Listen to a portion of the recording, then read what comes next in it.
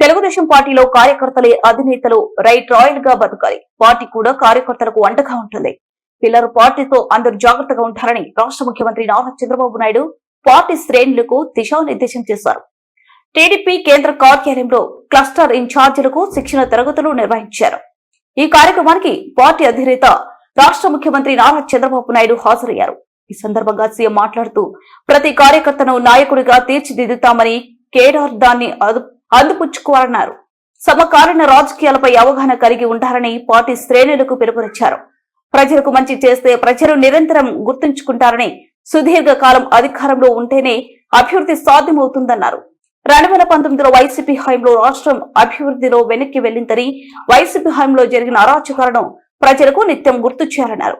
YCP నేతలు రోడ్ల మీదకి వచ్చి రెచ్చగొడుతూ రప్ప అంటారని, ఇలాంటి విషయాల్లో పార్టీ కార్యకర్తలకు జాగ్రత్తగా ఉంటారన్నారు.